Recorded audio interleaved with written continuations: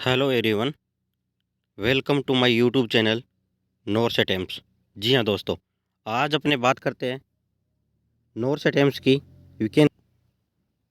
जी हाँ, आज का अपना टॉपिक रहेगा जो नॉर्स अटेम्प्ट्स 2021 का जो एग्ज़ामिनेशन फॉर्म एलिजिबिलिटी, कब एग्ज़ाम होगा, क्या पैटर्न होगा, कैसे आपको फॉर्म फिल करना है, पूरी डिटेल मैं इस वीडियो के माध्यम से आपको बताऊंगा। कितनी पोस्ट है, ठीक है।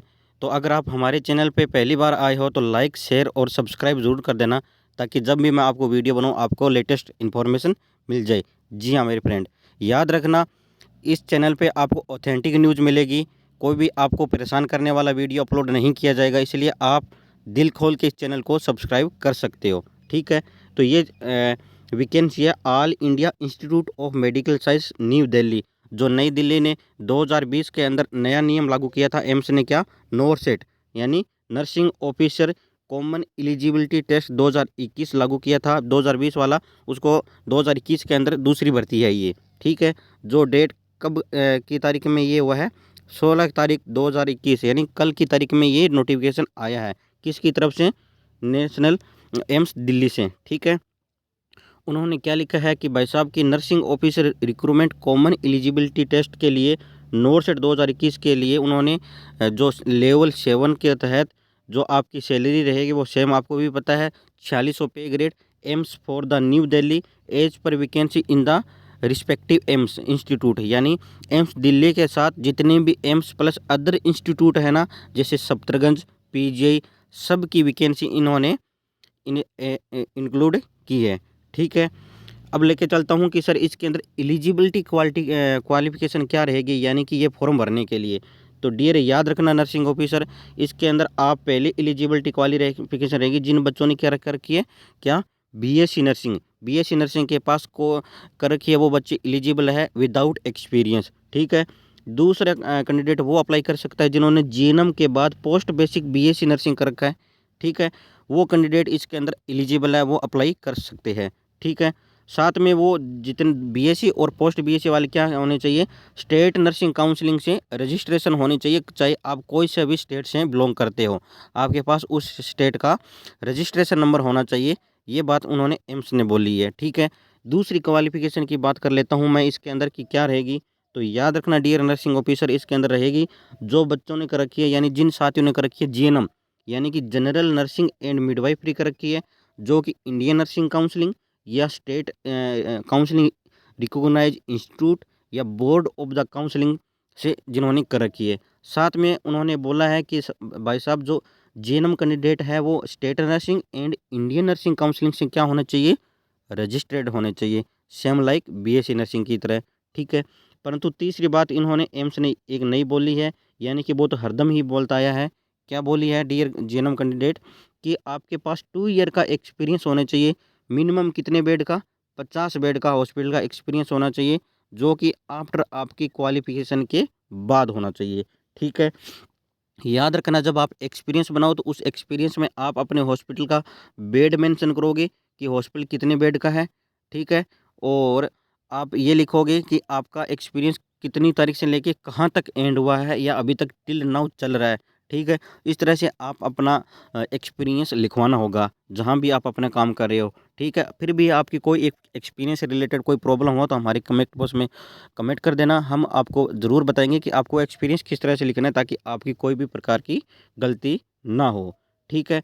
अब उन्होंने क्या लिखा है कि रीमार्क लगा के एक पॉइंट लिखा है कि the require for 2 year experience as above is the essential criteria and two valid experience shall be must required after obtaining essential qualification after complete residency period course declaration registration state nursing counselling, यानी कि आपका experience तब आपका लागू होगा जब आपके पास क्या आ जाए dear nursing officer, registration number, यानी आरएम नंबर आ जाए आपके पास, तब से आपका एक्सपीरियंस वैलिड होगा। ऐसा नहीं है कि आप जीनम के टाइम हॉस्पिटल में काम कर रहे हो और वो एक्सपीरियंस आपके लागू हो जाए, ऐसा नहीं है, ठीक है।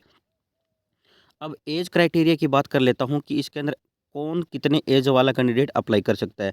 तो याद रखना डियर नर्सिंग ऑफिसर, इसके अंदर एम्स ने एज रखी है जो कैंडिडेट 18 से लेके 30 साल के बच्चे अप्लाई कर सकती है, नर्सिंग ऑफिसर अप्लाई कर सकते हैं। मैं एम्स से बोल देना चाहता हूँ कि 18 साल का कौन नर्सिंग ऑफिसर बन जाता है ना। बीएससी नर्सिंग 17 साल से स्टार्ट होती है, 17 साल वाला एडमिशन ले सकता है और वो 2022 सॉरी जब 22 या 23 ईयर का होता है तब वो कंप्लीट होती है। ठीक है, तो इनको एज आगे बढ़ानी चाहिए, ये एज इन्होंने बहुत गलत लिख रखी है। ठीक है, तो और उसके बाद उन्होंने कहा है कि recruitment rule of the hospital all shall be continue last date of closing है ना, डेट वगैरह मैं आपको सब कुछ बताऊंगा और आपको एज में रिलैक्सेशन मिलेगा। एज में रिलैक्सेशन मिलेगा जो आपको सेंट्रल गवर्नमेंट के अंदर जितना भी रिलैक्सेशन मिलता है। ठीक है, अब बात करना चाहता हूँ कि सर वैकेंसी की फ़ीस कितनी रहेगी। जी हाँ, जो जनरल एंड ओबीसी कैंडिडेट वाले हैं ना, वो भाई साहब अब की बार पैसे आपको ज़्यादा लेंगे। जितना कितना लेंगे, 3000 रुपये आपसे लेंगे। ठीक है, जो पहले क्या लिया करता था, एम्स ऋषिकेश लिया करता था, आज दिल्ली एम्स लेने लग गया। कितना, 3000 रुपये। ठीक है, और एससी एसटी और ईडब्ल्यूएस कैंडिडेट 2500 रुपये आपको डेबिट करने होंगे, देने होंगे। ठीक है, जो पर्सन विथ डिसेबिलिटी है उनको एक्सपेंडेड है ना, उसको शायद नहीं देना। ठीक है, और आपको पैसे कहाँ से कैसे कटवाने हैं तो याद रखना डियर नर्सिंग ऑफिसर, आपको डेबिट कार्ड, क्रेडिट कार्ड या नेट बैंकिंग द्वारा ट्रांजैक्शन करना होगा। ठीक है, जब आप फॉर्म भरोगे। ठीक है, application fee once remitted shall not be refund under any circumstance. अगर आपने एक बार फीस जमा करवा दी तो आपको किसी भी हालत में वापस नहीं करेंगे, ये कह रहे हैं एम्स। ठीक है, उसके बाद क्या कह रहे हैं, application without prescribe fees would be consider summary reject. अगर आपने एप्लीकेशन फिलअप कर दी और आपने फीस नहीं जमा करवाई तो आपकी एप्लीकेशन रिजेक्ट हो सकती है, ये बोल रहा है एम्स नर्सिंग, है ना। जो कैंडिडेट एसटी और एससी से बिलोंग करते हैं वो examination will be refund after declaration of the result course. अच्छी बात है, जो एससी और एसटी कैंडिडेट है उनकी फीस आपकी रिफंड हो जाएगी। कब, जब आपका एग्जामिनेशन और रिजल्ट हो जाएगा उसके बाद। ठीक है, अब बात कर देना चाहता हूँ कि आपका ऑनलाइन एग्जामिनेशन, यानी उन्होंने डेट ही निर्धारित कर दी कि आपका एग्ज़ाम कब होगा। तो आपका एग्ज़ाम होगा 20 नवंबर 2021, यानी अगले महीने की 20 तारीख को। अभी आपके पास कितना है, 1 महीना है। ठीक है, उन्होंने डेट भी साथ में डाल दी। ठीक है, अब बात कर देना चाहता हूँ कि जनरल कंडीशन क्या रहेगी फॉर्म भरने की। तो फॉर्म भरने की जनरल कंडीशन रहेगी, इसके अंदर allowance in the admission centre government जो सिमिलर हॉस्पिटल है वो इसके अंदर मिलेगा। साथ में उन्होंने लिखा है कि ऑनलाइन आपका मोड होगा एप्लीकेशन का। ठीक है, आप फॉर्म भर सकते हो 16 तारीख यानी कल से लेके और 30 तारीख अगले 30 अक्टूबर 2021 को शाम को 5 बजे तक आप फॉर्म भर सकते हो। ठीक है, और no document including residence slip one of application are required in the send in a physical form. आपको ये रिकॉर्ड के रूप में ये प्रूफ कॉपी रखनी है, आपको कोई भी किसी भी प्रकार का भेजना नहीं है। ठीक है, ये चीज़ उन्होंने बोली है। ठीक है, अब बात करना चाहता हूँ कि सर आपका करेक्शन और एडिट फॉर्म कब करा सकते हो। अगर आपने गलती कर दी फॉर्म में तो आप करेक्शन कब करवा सकते हो, तो 31 तारीख से लेके 1/11/2020 के अंदर आप अपना कोई भी फॉर्म है वो आप अगर आपने गलत भर दिया तो आप करेक्शन करवा सकते हो, उसके बाद आप करेक्शन नहीं करा सकते। ठीक है, एप्लीकेशन में be note be further corresponding will note be entire this category. ठीक है, एससी एसटी और unreserve OBC EW can not be correct the registration fee submit, है ना, उसके बाद नहीं करवाएगी। अगर आपने फीस सबमिट कर दी तो उसके बाद नहीं करवा सकते। ठीक है, उसके बाद उन्होंने क्या लिखा है कि online portal for application close by the, कितनी तारीख को क्लोज हो जाएगा, जो आपको मैंने पहले ही बता दिया, 30/10/2021 को शाम 5 बजे आपकी फॉर्म भरने की लास्ट तारीख है। किसकी, एम्स नॉरसेट की फॉर्म भरने की। ठीक है, अब आपके कहता है कि सर आपका सिलेक्शन किस टाइप से होगा, तो सिलेक्शन आपका होगा रिटन टेस्ट के हिसाब से और उसके बाद आपकी नॉरसेट में रैंक बनेगी, रैंक के आधार पे आपका क्या होगा, सिलेक्शन होगा। ठीक है, उसके बाद है कि the candidate must be ensure, image होगी वो फ़ोटो होगी अपलोड, सब कुछ आप अच्छी तरह से देख लेना आपकी इमेज फ़ोटो थंब वगैरह सही तरीके से अपलोड हो गई है नहीं। अगर नहीं होगी तो आपका फॉर्म क्या है, रिजेक्ट किया जा सकता है। एज रिलैक्सेशन मिलेगी, जो क्या मिलेगी, cut off the date of the entire eligibility age relaxation आपकी 30/10/2021 तक आपकी एज रिलैक्सेशन जो सेंट्रल गवर्नमेंट की जितनी है उसके हिसाब से आपको एज रिलैक्सेशन मिलेगी। और क्या मिलेगी एज रिलैक्सेशन, आपको मैं बता देना चाहता हूँ। SC और ST कैंडिडेट को 5 ईयर का एज रिलैक्सेशन मिलेगा, ठीक है। और OBC को 3 ईयर, और PW को 10 ईयर, और PWD प्लस OBC है तो उनको 13 ईयर, PWD प्लस SC और ST है तो उनको 15 ईयर का एज रिलैक्सेशन मिलेगा। और जो जनरल कैटेगरी के उनको एज रिलैक्सेशन नहीं मिलता भाई साहब, जनरल कैटेगरी वालों को 30 ईयर तक ही फॉर्म भर सकता है, ठीक है। ये है एज रिलैक्सेशन की बात, ठीक है। उसके बाद है जो सेंट्रल गवर्नमेंट की एम्प्लॉई है उनको 5 ईयर, ठीक। OBC सेंट्रल गवर्नमेंट है उनको 8 ईयर, और ST सेंट्रल गवर्नमेंट है उसको 20 ईयर का एज रिलैक्सेशन इन्होंने दिया है। कास्ट सर्टिफिकेट आपको अगर OBC का है तो आपको 31 तारीख से पहले पहले नया बनवा लेना है। 31 तारीख से पहले पहले आपको OBC NCL सर्टिफिकेट आपको नया बनवा लेना है, ये इन्होंने बोला है, ठीक है। उसके बाद बात करना चाहता हूँ OBC सर्टिफिकेट आपको ठीक है, पुराना नहीं होना चाहिए, 1 साल से ज़्यादा पुराना नहीं होना चाहिए, और आपको नया बनवा लेना है, ठीक है। अब बात करना चाहता हूँ education qualification certificate. Education qualification certificate के बारे में आपको मैं बता देना चाहता हूँ।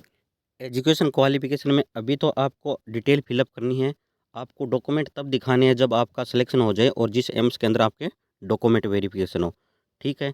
और उसके बाद एडमिट कार्ड वगैरह आपको एम्स दिल्ली की वेबसाइट पे मिल जाएगा। अभी आपका एडमिट कार्ड नहीं आएगा, जब आपके फॉर्म भर जाएगी उसके बाद वो दिल्ली एम्स नोटिफिकेशन निकाल देगी, आपका एडमिट कार्ड मिल जाएगा। कहाँ पे मिलेगा एडमिट कार्ड?